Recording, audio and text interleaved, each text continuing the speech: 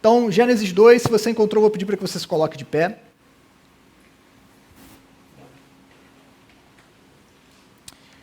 Gênesis 2, a partir do verso de número 4, nós vamos ler até o verso 17.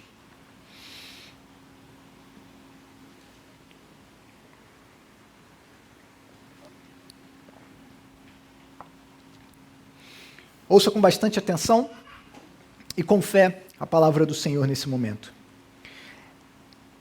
Esta é a gênese dos céus e da terra, quando foram criados, quando o Senhor Deus os criou. Não havia ainda nenhuma planta do campo na terra, pois ainda nenhuma erva do campo havia brotado, porque o Senhor Deus não tinha feito chover sobre a terra. E também não havia ninguém para cultivar o solo, mas uma neblina subia da terra e regava toda a superfície do solo.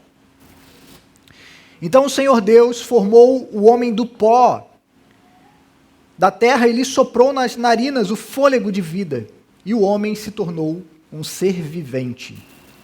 E o Senhor Deus plantou um jardim no Éden, na direção do Oriente, e pôs nele o homem que havia formado.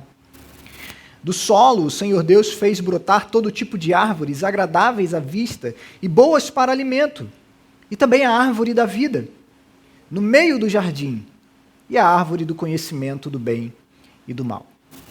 E um rio saía do Éden para regar o jardim, e de lá se dividia, repartindo-se em 4 braços. O nome do primeiro é Pison, que rodeia a terra de Avilá, onde há ouro. O ouro dessa terra é bom. Também se encontram lá o bidélio e a pedra de ônix. O nome do segundo rio é o Gion, é o que rodeia a terra de Cuxi. O nome do terceiro rio é Tigre, é o que corre para leste da Assíria. E o quarto rio é o Eufrates. O Senhor Deus tomou o homem e o colocou no jardim do Éden, para o cultivar e o guardar.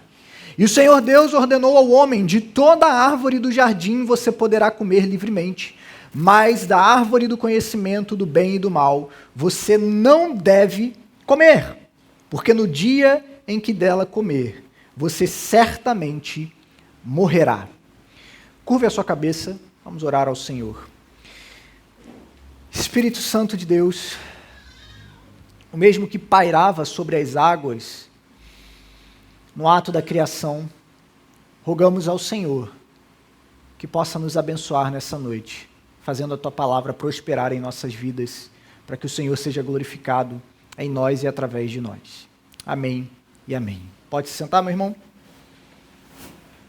Então nós estamos dando continuidade à nossa série de sermões que começou na semana passada, no livro de Gênesis. E hoje nós vamos falar sobre a criação do homem. E você já parou para se perguntar o que nos torna verdadeiramente humanos? O que te diferencia de toda a criação? O que nos distingue dos demais animais? Alguns argumentariam que é a racionalidade. Afinal de contas, nós somos descritos como o Homo sapiens, o homem que detém o conhecimento, a sabedoria. Mas será que é a racionalidade que nos torna genuinamente humanos? Será que é a capacidade de pensar, de elaborar coisas difíceis, de raciocinar, de resolver problemas matemáticos, construir casas, navios, embarcações, carros, tecnologia, fazermos foguetes, explorarmos o espaço, os oceanos? Será que é isso que nos torna humanos de verdade?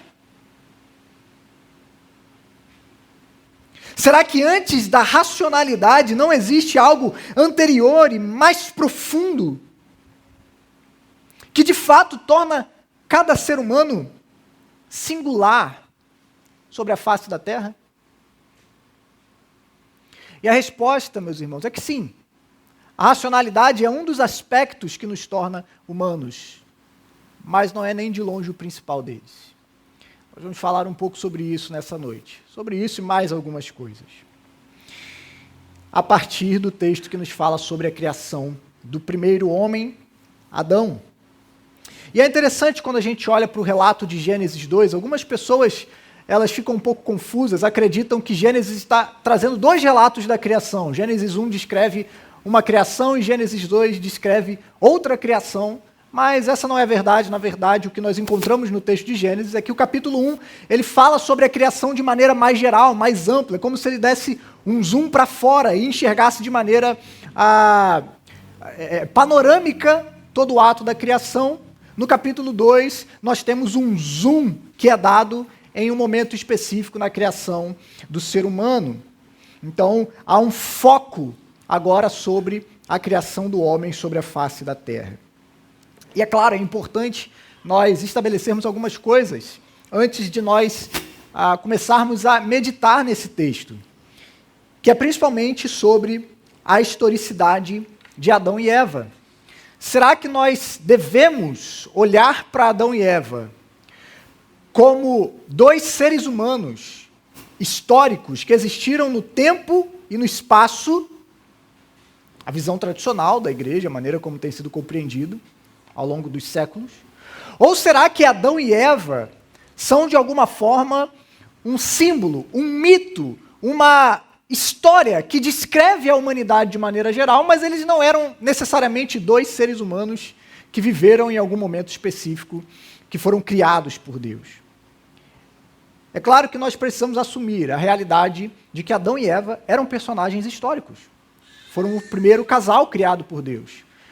O autor de Gênesis, como nós vimos na semana passada, Moisés, deseja que nós assumamos que os personagens que estão ali são personagens históricos. Quando nós olhamos para toda a Escritura, Adão e Eva são tratados como os personagens históricos. O Evangelho de Lucas liga Jesus e uma série de personagens históricos até Adão. Não faria sentido algum que Adão fosse citado na genealogia de Jesus se eles não entendessem que ele foi um ser humano, o primeiro ser humano na face da terra. Jesus mesmo trata Adão e Eva como personagens históricos. Fala sobre ele como pessoas e situações que envolveram eles como personagens que realmente existiram. Paulo trata Adão e Eva como personagens históricos. E se nós tirarmos a historicidade de Adão e Eva, toda a narrativa, meus irmãos, do Antigo e do Novo Testamento, não faz o menor sentido. Porque toda a história que segue do Éden em diante diz respeito às consequências desse primeiro pecado. Se Adão e Eva não existiram, ou se eles simplesmente simbolizavam algo, isso significa que Jesus morreu por pecados hipotéticos, por pecados que nunca aconteceram, por uma queda que nunca existiu, por consequências que nunca existiram de fato. A historicidade de Adão e Eva é fundamental para toda a mensagem das Escrituras e para a mensagem de salvação. Gênesis espera que nós leiamos esse relato como um relato histórico. E é interessante que ele começa o capítulo 2 exatamente com a expressão: esta é a gênese dos céus e da terra. Essa expressão, esta é a gênese dos céus e da terra, ela se repete durante 10 vezes por todo o livro de Gênesis. É ela que dá a estrutura literária do livro de Gênesis. É como se Gênesis estivesse dividido em 10 capítulos, em 10 histórias, que começa sempre com essa expressão: esta é a gênese, ou essa é a história, ou essa é a genealogia, que vai descrever sobre alguém que é gerado por algo. Essa expressão se chama Toledot. São os 10 Toledotes de Gênesis que descrevem os 10 capítulos, vamos dizer assim, da história que está sendo narrada. E em cada uma dessas genealogias que são descritas em Gênesis, elas estão ali justamente como marcadores históricos de que aquelas pessoas existiram. E a primeira que nós temos é a gênese do céu e da terra, e daquilo que foi gerado por eles. O primeiro casal, Adão e Eva. Então a própria estrutura de Gênesis nos leva a entender que Adão e Eva são personagens históricos. Eles desejam que nós entendamos que eles foram pessoas que existiram e que de fato andaram na terra, no tempo e no espaço. O capítulo 2, ele também traz uma nova perspectiva para nós. Há uma mudança de perspectiva. Agora, os seres humanos aparecem como coadjuvantes de Deus na história da criação. Nós vimos que no primeiro capítulo, Deus é o personagem principal. No segundo capítulo, Deus continua sendo o personagem principal, mas agora há atores coadjuvantes caminhando ao lado dele. O primeiro casal, Adão e Eva. E nós percebemos essa mudança justamente na forma como Deus é retratado no primeiro capítulo e no segundo capítulo. Algumas nuances que a gente não percebe tão claramente no texto em português, que elas ficam mais claras no original. Por exemplo, no capítulo 1, Deus é chamado sempre de Elohim. Elohim é um nome mais genérico para a divindade, mas que descreve Deus como um criador onipotente, poderoso, soberano e transcendente. Nós falamos sobre a transcendência de Deus na semana passada, o fato de que Deus é distinto da criação, Deus está separado da criação. O capítulo 1 descreve Deus como sendo o Elohim. Já no capítulo 2, ele é chamado de Adonai Elohim, ou Yahvé Elohim. Ele é descrito com o nome da aliança. Ele não é só visto agora como Deus criador, mas como Deus que se relaciona, como Deus que vem até o ser humano, como Deus que estabelece um relacionamento com o ser humano, como um Deus pessoal, um Deus que é transcendente, mas também é imanente. Ele entra na própria história que ele escreve. É interessante quando a gente olha para a história da arte, para algumas pinturas, algumas gravuras, e você vê que o autor se coloca na obra. Você percebe que ele se representa em alguma medida dentro da sua própria obra. A gente vê isso em literatura, em desenhos, em filmes. E o autor de toda a história também se coloca como um participante na história. Ele não observa do lado de fora, mas ele participa da história que ele está escrevendo e contando para nós. O mesmo Deus que cria é o Deus que se relaciona com a sua criação. É o Deus que vem até nós e estabelece um relacionamento com a sua criatura.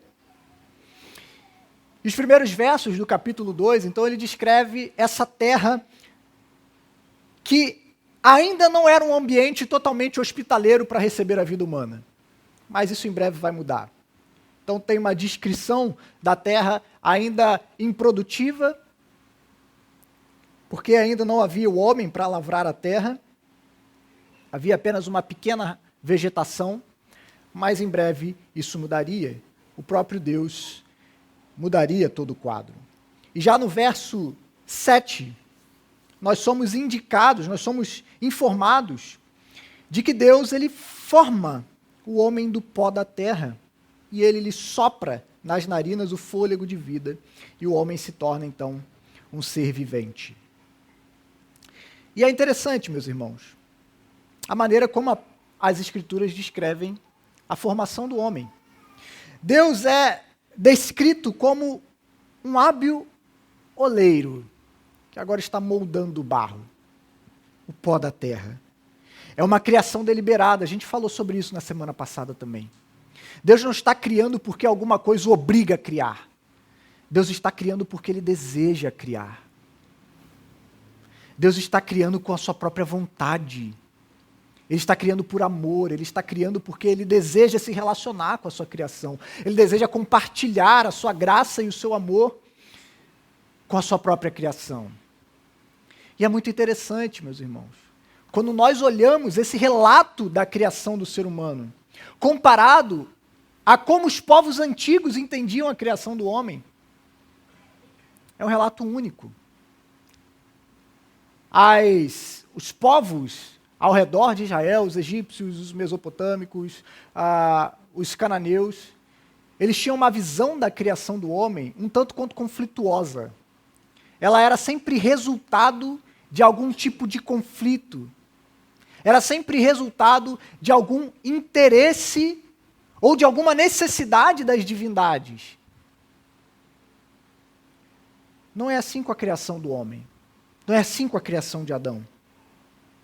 Adão é criado como um ato da vontade de Deus. Deus cria com alegria em poder criar e moldar aquele barro do pó da terra. Deus é quem é totalmente ativo em formar esse homem, indicando a total soberania de Deus sobre a sua criatura. É Deus quem molda, é Deus quem dá o formato, é Deus quem cuida, trabalha, esculpe o homem do pó da terra. E é interessante essa expressão de que o homem foi criado do pó da terra, porque indica a sua relação com a própria criação. O homem é tirado da própria criação, do pó. Adão veio da terra. E há um jogo de palavras no hebraico também. Adão veio de Adamá, que é a terra. Ele foi tirado da terra, foi esculpido da terra, como pó da terra. Ele é parte da própria criação. E como pó, demonstra a sua fragilidade. Somos pó da terra. É isso que você e eu somos, meu irmão. Talvez você ache, algumas pessoas acham que são alguma coisa. Gênesis 2 nos lembra, nós somos pó da terra.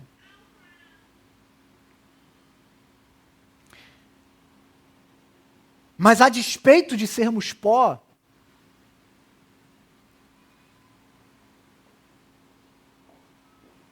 somos objetos do amor de Deus. A despeito de sermos tirados da criação, a respeito de sairmos daquilo ali, da coisa talvez mais sem significado que poderia ter na criação, o pó da terra, poeira. Deus ainda assim se relaciona com essa criatura de maneira especial e Ele sopra o fôlego de vida. Esse soprar indica uma pessoalidade, indica intimidade com o objeto criado. Você imagina essa cena agora, Deus face a face com a sua própria criação, e Ele sopra do seu espírito, Ele sopra do seu fôlego.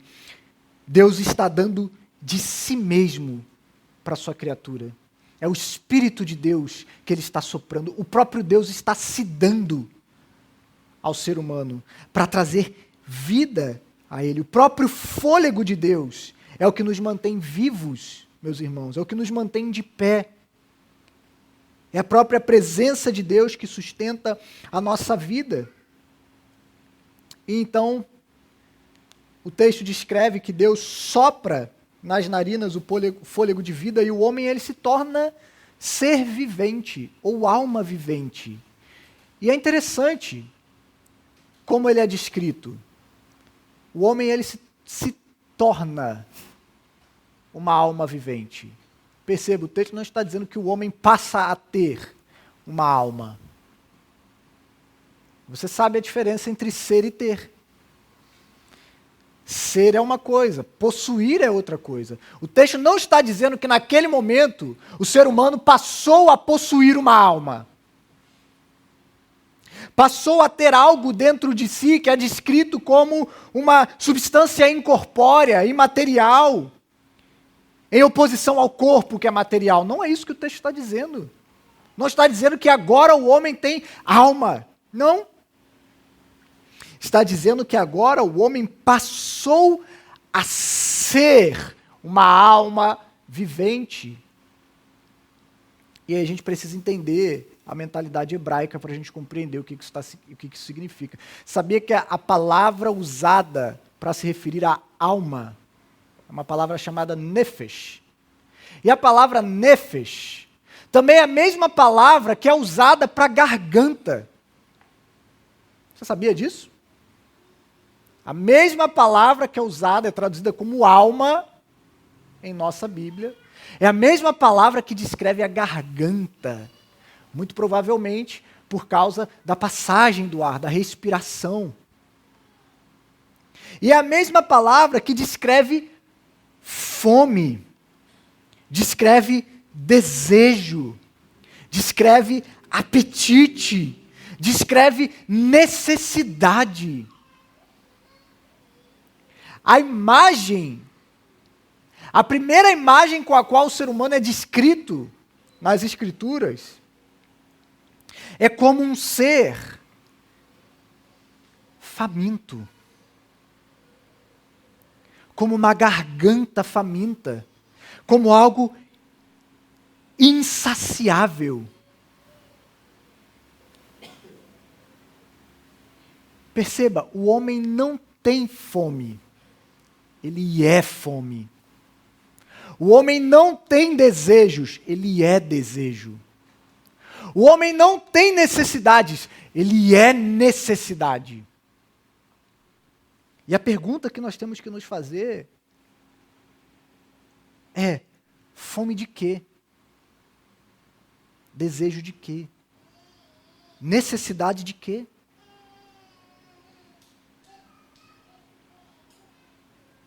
E a resposta é que Deus nos cria como seres que têm fome de Deus,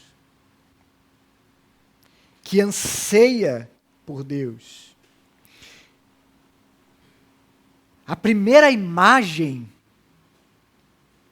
pela qual o homem é descrito nas Escrituras é como um ser que encontra satisfação e plenitude somente em Deus, que encontra descanso somente em Deus.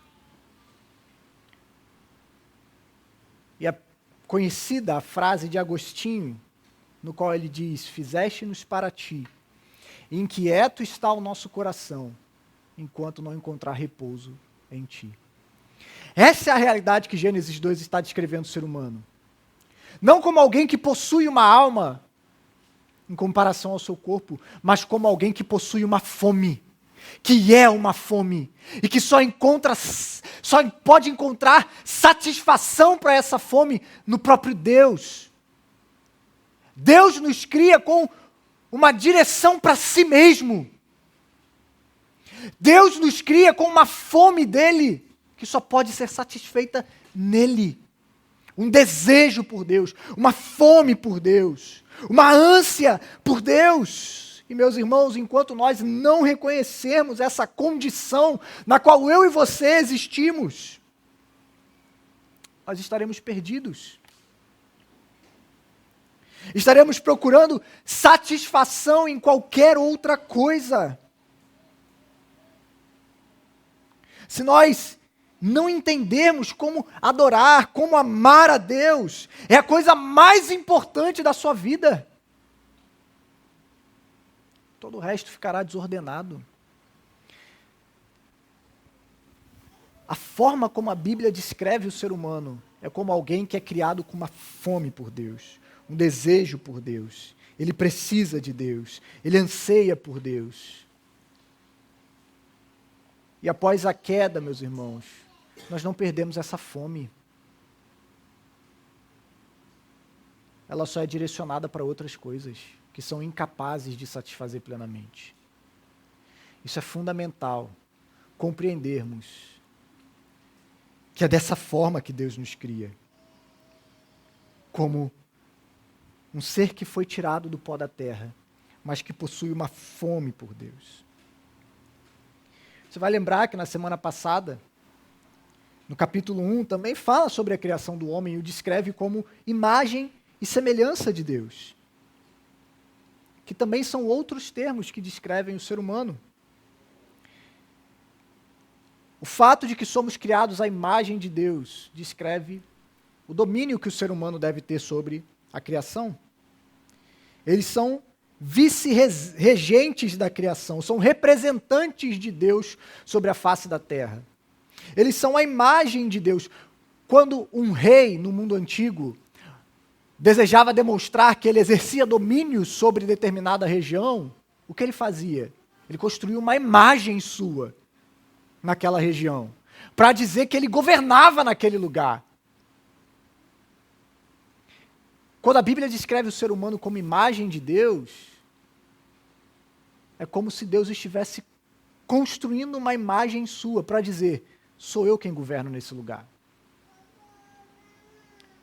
O ser humano, então, ele deve exercer autoridade seguindo o exemplo de Deus. E como que Deus demonstra a sua autoridade no capítulo 1 de Gênesis? Nós falamos isso na semana passada.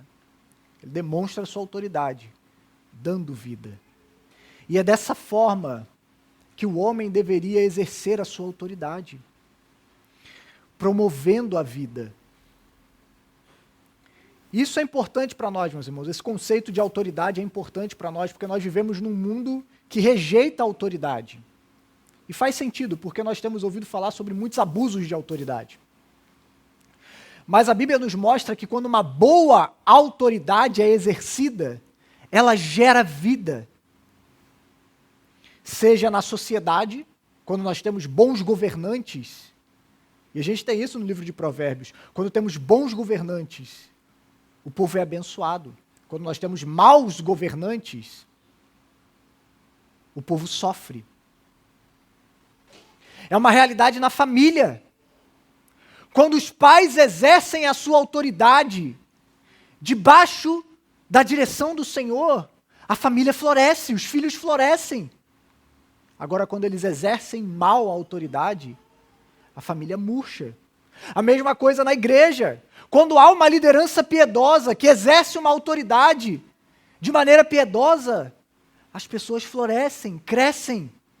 Mas quando há uma má autoridade, a morte. Deus nos chama a exercer a autoridade, de modo que reflita a própria autoridade de Deus sobre a criação. Quando Ele dá domínio ao homem sobre toda a criação, não é um domínio opressor, mas é um domínio que promove o florescimento, promove a vida, promove o crescimento.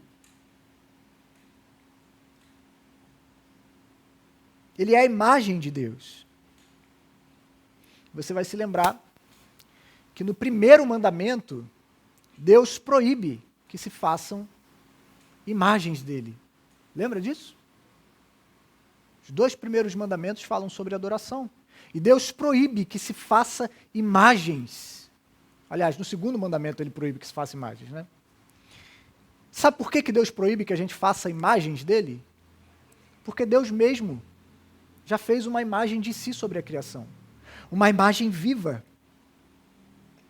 que representa o Deus vivo. Você lembra como os ídolos são descritos por todo o Antigo Testamento? Como feitura da mão do homem. Eles são imagens sem vida. Eles têm olhos, mas não veem, têm boca, mas não falam, têm ouvidos, mas não ouvem. Não é diferente com a imagem de Deus. A imagem de Deus tem olhos e enxerga, tem ouvidos e ouve, tem boca e fala. Eu e você, meus irmãos, como imagem de Deus, como criaturas que vivem, representa o Deus vivo. E é por isso que Deus não aceita ser adorado através de imagens. Porque criar uma imagem que não se mexe é mentir sobre quem Deus é. Deus proíbe que se faça imagens dele, porque Deus já deu uma imagem na sua própria criação, o ser humano. E a imagem de Deus no ser humano, meus irmãos, é algo muito importante que a gente precisa resgatar em nossos dias. Porque a imagem de Deus no ser humano nos dá uma base muito forte para lutarmos contra todo tipo de preconceito e exploração contra outros seres humanos. Nós começamos esse sermão nos perguntando: o que nos torna verdadeiramente humanos? A resposta é a imagem de Deus em nós. O que nos torna verdadeiramente humanos é que cada ser humano na face da terra carrega em si a imagem do Deus que o criou. Os ideais humanistas, as ideologias humanistas não possuem essa base. Eles têm uma grande dificuldade para defender, por exemplo, a unidade da raça humana. Nós não temos esse problema, porque nós cremos em seres humanos que foram criados de um primeiro casal. Todos nós descendemos de uma mesma raiz, por isso não há diferença entre nós. Todos nós temos uma mesma origem, por termos a mesma origem, todos nós carregamos a imagem de Deus. Francis Schaeffer, pensando sobre esse assunto, refletindo sobre esse assunto, importante teólogo, cristão, apologista, ele diz o seguinte: o cristão, portanto, tem uma base sociológica extremamente forte. Quando lutam hoje contra o preconceito, os humanistas têm pouca base filosófica para a sua batalha, mas como cristão, eu a tenho. Não importa quem eu veja, não importa onde ele esteja, todo homem é criado à imagem de Deus, tanto quanto eu. O homem tem grande valor, não por alguma razão menos fundamental, mas por causa da sua origem. Porque cada um de nós carrega a imagem de Deus. E, meus irmãos, é importante nós frisarmos isso, porque nós vivemos tempos conflituosos. Nós precisamos tomar cuidado com posições, com ideias, com ideologias que tentam desumanizar o outro. Isso é sempre uma postura muito perigosa. E é uma postura que tem se tornado cada vez mais presente, especialmente nos polos ideológicos e políticos em nosso tempo. Essa semana nós tivemos uma tragédia. O Charlie Kirk foi assassinado por questões ideológicas. Porque quando eu coloco no meu inimigo, no meu adversário, que ele é a razão de todo mal na face da terra, quando eu o coloco como alguém desprezível, eu faço um juízo moral sobre ele. E se ele é menos humano, então eu posso aniquilar aquilo que não é humano. E isso em ambos os lados, meus irmãos. Quando nós tratamos o outro como menos humano, nós podemos aniquilá-lo. E isso foi usado ao longo das eras. Foi assim com a escravidão.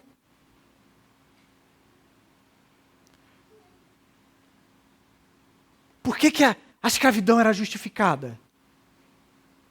Porque os negros eram menos humanos. E se eles são menos humanos, nós podemos escravizá-los. Foi assim no nazismo. Em relação aos judeus, quem eram os judeus? Era a razão de todos os problemas. Eles precisam ser aniquilados. Eles precisam ser destruídos porque eles são menos humanos. Eles são inferiores. Todas as vezes em que nós tentamos diminuir o valor de um ser humano de maneira arbitrária, ao definir que ele é menos humano, isso é uma postura muito perigosa, meus irmãos. E isso está se tornando cada vez mais presente na nossa cultura. Olharmos para o outro, que pensa diferente de nós, que tem posições diferentes de nós, e olharmos para ele como menos humano. E se ele é menos humano, então eu posso fazer qualquer coisa com ele. Eu posso matá-lo, eu posso destruí-lo. Isso esteve presente em regimes totalitários, que mataram milhões de pessoas no século passado. Isso está presente em nossos dias, nas polarizações políticas, como falamos aqui, nas polarizações ideológicas. Isso está presente em nossos dias, por exemplo, na defesa do aborto, que tenta defender que o que está na barriga de uma mulher é menos humano. E se é menos humano, pode ser destruído, descartado, aniquilado. E é por isso que você verá na boca dos defensores, dos abortistas, que aquilo que está na barriga de uma mulher não possui vida, é um amontoado de células, é um feto, é qualquer coisa, só não é um ser humano. Porque se não é um ser humano, então ele não possui valores. Então a gente pode destruir. E quem nos dá autoridade, quem nos deu a autoridade de definir o valor de uma outra pessoa? O que define o valor de uma outra pessoa? Para nós, como cristãos, é que cada pessoa carrega em si a imagem de Deus. E por isso toda vida é sagrada. Independente se é um feto, se é uma pessoa deficiente, se é um idoso acamado, se é uma pessoa de uma cor diferente da minha, cada ser humano carrega em si a imagem de Deus. E por isso toda vida tem valor e deve ser protegida. E nós precisamos recuperar isso em nossos dias, meus irmãos, e não cair nas mentiras que nos contam, a ponto de nos cegarmos para pessoas que podem pensar diferente de nós e tratarmos eles como menos humanos, como menos merecedores da graça de Deus, como menos merecedores do amor de Deus e do nosso amor, da nossa compaixão, da nossa misericórdia. Precisamos tomar muito cuidado em relação a isso. Porque o valor de cada ser humano está no fato de que cada um de nós foi criado à imagem e à semelhança de Deus. E é isso que nos torna verdadeiramente humanos. Então Deus pega esse homem que ele cria e ele o coloca no jardim, o jardim do Éden. Um jardim templo. Se vocês repararem bem, o Éden é quase uma espécie do templo no Antigo Testamento. É o lugar especial da habitação de Deus na terra. Lá é onde os seres humanos, a sua criação, teriam um relacionamento especial com o seu povo. Lá é onde se desfrutam das bênçãos de Deus. Lá é onde há harmonia entre Deus e os seres humanos e o restante da criação. O jardim é descrito como um local de delícias, um paraíso, aonde o ser humano é ali colocado, então poderia desfrutar das boas dádivas de Deus. Havia tudo para suprir as suas necessidades. Era um lugar especialmente preparado para recebê-los. Ali o ser humano poderia suprir as suas necessidades físicas, as suas necessidades estéticas, as suas necessidades espirituais. Deus, com um cuidado paternal, providencia aquele ambiente para o ser humano, para que ele pudesse desfrutar ali do que é chamado de shalom, uma paz, uma plenitude, uma harmonia com Deus, com o outro, com a criação. Um lugar perfeito, criado para o desfrute, criado para satisfazer cada necessidade do ser humano. E é muito interessante quando a gente olha essa descrição que é feita do Éden, né? Deus cria de tal forma que o verso 9 vai dizer: do solo o Senhor Deus fez brotar todo tipo de árvore agradáveis à vistas e boa para alimento. Não é apenas útil para alimentar o ser humano, mas a beleza naquilo que é criado por Deus. A beleza estética. E isso deveria nos chamar a atenção. Isso deveria nos chamar muita atenção para o estilo de vida que nós vivemos nos nossos dias. Muitas vezes dando pouca importância para essas outras realidades. Nos preocupamos muito com aquilo que é material, mas cuidamos pouco do nosso espírito. Cuidamos pouco daquilo que é estético, da beleza. Nos importamos pouco com essas coisas. Nós vivemos em condições, na correria do dia a dia, numa visão de mundo que ela é utilitarista e que ela é dinheirista. O que nos move a tomar decisões? Dinheiro. Isso é aquilo que move a maior parte das nossas decisões. Aceito esse trabalho ou não? Depende, qual vai pagar melhor? Vou para esse lugar ou não? Depende, lá vou ter mais condições de ganhar dinheiro. Independente se eu estarei fazendo algo onde eu poderei exercer uma vocação, onde eu poderei exercer o dom que Deus tem me dado, onde eu poderei fazer algo que gerará maior bem para as pessoas. Não, qual é a nossa decisão? Nós tomamos todas as decisões com base em: será que isso vai me proporcionar mais dinheiro? No utilitarismo. E viver dessa forma, meus irmãos, nos torna menos humanos. Não é sem razão que nós vivemos numa sociedade cada vez mais doente, que se importa cada vez menos com a beleza, com o belo, com a contemplação, com olhar as coisas ao redor. Por quê? Porque isso não importa. A vida é muita correria. Eu tenho que trabalhar. Eu tenho que ganhar dinheiro. E nós vamos construindo uma vida, tomando decisões. E é claro, meus irmãos, aqui eu não estou falando que pensar em ganhar mais dinheiro é necessariamente algo ruim. Mas quando o dinheiro é a nossa decisão última, é aquilo que nos faz tomar decisões importantes na nossa vida, há um problema sim. É claro, precisamos levar isso em consideração. Mas isso não pode ser a única coisa que a gente leva em consideração. Há outras coisas importantes. Relacionamentos são importantes. Contemplar a criação, a beleza, seja a beleza daquilo que é criado por outros seres humanos, seja a beleza daquilo que é criado por Deus. Eu te pergunto, a sua vida tem tempo para essas coisas? Porque isso era importante. Deus criou um ambiente no qual essas coisas importavam. Porque Ele nos criou com essas necessidades. Mas nós vivemos numa cultura que é movida por uma ética que nos chama a acumular, acumular, acumular, acumular. Quando a gente vê, nós estamos trabalhando para manter um estilo de vida que vai contra aquilo que Deus nos chamou para viver. Não temos mais tempo para criar relacionamentos profundos com as pessoas. Não temos mais tempo para descansar verdadeiramente, para contemplar, para alimentar a nossa alma com a beleza. Olhamos essas coisas como inúteis. A arte é inútil. Tem um monte de... A arte é inútil. A gente não precisa de arte. Por que você precisa de arte? Por que você precisa de um quadro? O que vai mudar na sua vida? Por que a gente precisa de árvore? Destrói tudo. A gente precisa de rua, asfalto. Para que a natureza?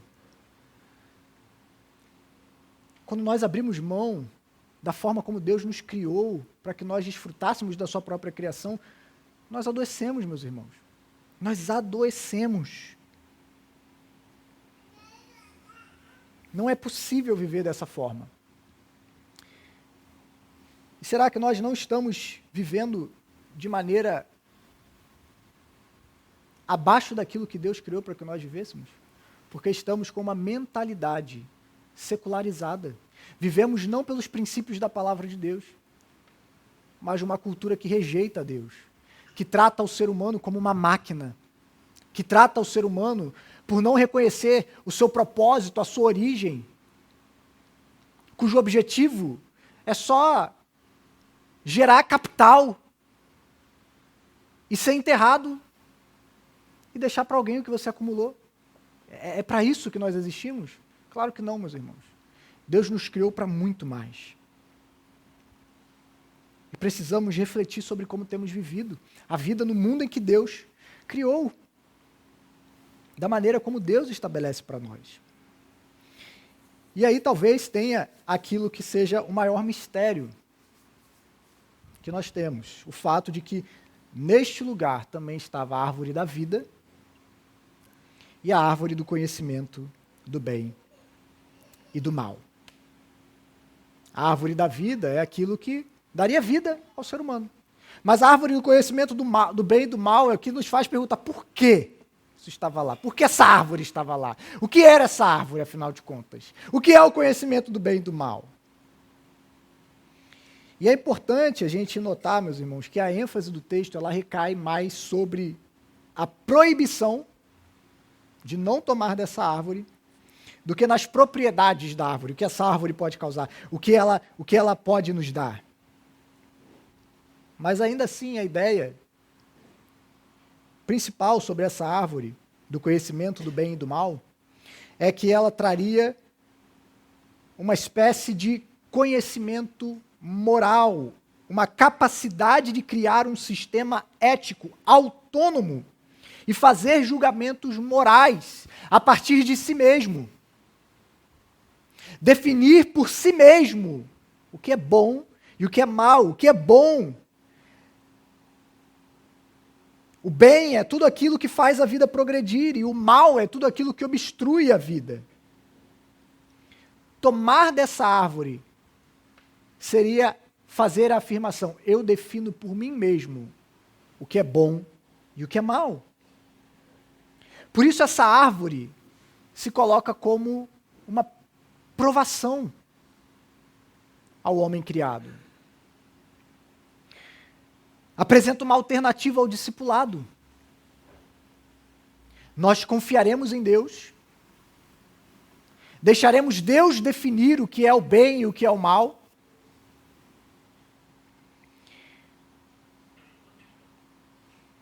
ou definiremos isso por nós mesmos? Era essa o teste para o primeiro casal, para Adão e Eva. E somente Deus possui essa prerrogativa, meus irmãos, de ter esse tipo de conhecimento. Nós somos chamados a confiar em Deus, a descansar em Deus, a depender daquilo que Deus revela.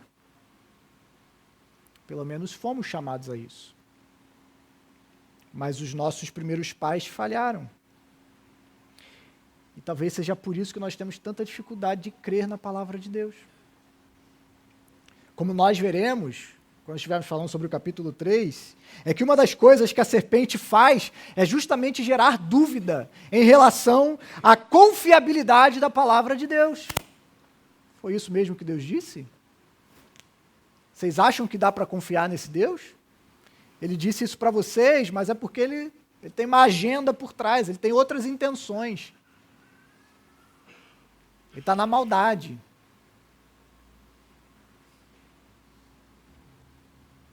Ele está... Acho que esse meme eu acho que ninguém vai entender não, né? Está querendo sua maquita.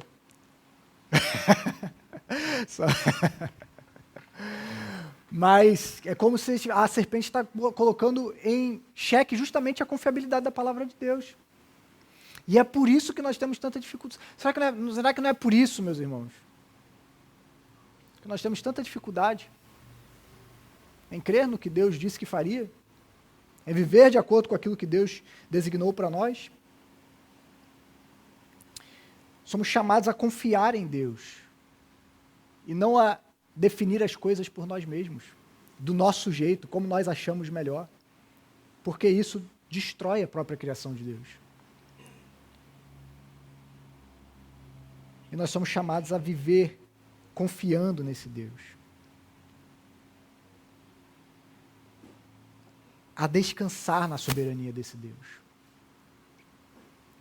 Adão e Eva foram chamados a desfrutar da presença desse Deus, a confiar no que ele estava dizendo, a crer que era verdade. Se vocês tomarem desse fruto, vocês morrerão. Se vocês tentarem fazer as coisas do jeito de vocês, não vai dar certo. Não é o que nós vemos em nosso mundo.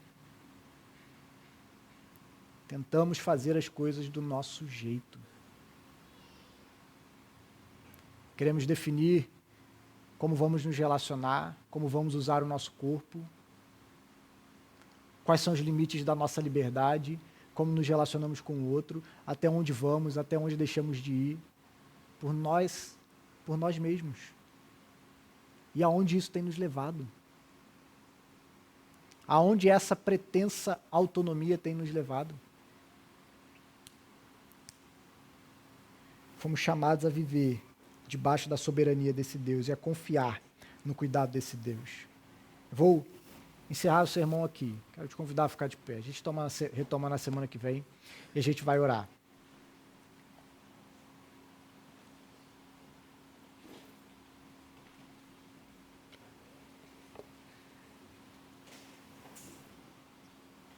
Mas eu gostaria de lembrar você, meu irmão e minha irmã, o que te torna verdadeiramente humano. É justamente o fato de que você carrega a imagem de Deus, de que você foi criado para desfrutar de um relacionamento com Deus, que você foi criado para usufruir desse relacionamento com Deus, e você foi chamado para confiar plenamente nesse Deus que o criou com amor, que o criou para que você possa viver de maneira plena em um relacionamento com Ele. Da maneira como Ele estabelece. Viver em obediência à sua palavra. E hoje nós somos incapazes de fazer isso por nós mesmos. Porque houve uma ruptura. Hoje não é fácil para nós confiarmos em Deus e obedecer a Deus. Mas Deus mesmo estabeleceu para nós uma maneira de retorno em seu Filho, que fez aquilo que nós não éramos capazes de fazer. Que obedeceu aonde nós falhamos. Que foi fiel aonde nós somos infiéis. E hoje nós podemos desfrutar de um relacionamento restaurado com Deus por meio do seu Filho. Nós vamos daqui a pouco celebrar a ceia, que nos lembra daquilo que nós perdemos quando os nossos primeiros pais foram expulsos do Éden. Mas nos lembraremos daquilo que Cristo restabelece para nós, na consumação da nova criação, que será muito maior e superior do que aquilo que Adão e Eva desfrutavam no paraíso. Nós desfrutaremos disso muito melhor por meio da obra de Cristo. E eu quero te convidar a orar comigo nesse momento. Senhor Deus, nós nos colocamos em Tua presença, Pai, nessa noite, porque queremos confessar a nossa dependência do Senhor. Somos pó dessa terra, Senhor. Mas a despeito de sermos pó, o Senhor nos escolheu para termos um relacionamento especial contigo. O Senhor deu de si mesmo para nós, para que pudéssemos desfrutar da Tua presença. O Senhor nos criou com uma singularidade especial e nos chamou para desfrutarmos de um relacionamento contigo. Mas, Senhor, nós temos optado por seguir o caminho do nosso próprio jeito. Não reconhecemos as nossas origens e o nosso valor. Temos vivido uma vida contrária à Tua vontade. E pedimos ao Senhor misericórdia. Nos ajude, Pai, porque por nós mesmos não temos condições de recuperarmos aquilo que perdemos.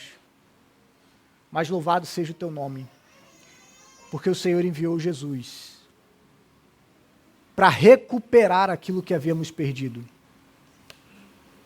Para que pudéssemos desfrutar de um relacionamento verdadeiro contigo. Sermos capazes de mais uma vez nos submetermos à Tua palavra pela fé, a confiarmos na voz do Senhor e a vermos a nossa vida florescer e frutificar para a Tua glória. Portanto, Senhor, nessa noite, ajuda-nos a reconhecermos quem nós somos e a, por meio de Cristo, vivermos de acordo com a Tua vontade para nós, Deus. Para que possamos ser aquilo que o Senhor nos criou para ser e para que possamos experimentar a vontade de Deus para as nossas vidas. Que o Senhor nos ajude, Pai, a saber que nós não somos obra do acaso, que a nossa vida não é sem propósito, mas que nós fomos criados pelo Senhor e para o Senhor. Nos ajude a viver, Deus, para a Tua glória. Em nome de Jesus. Amém e amém.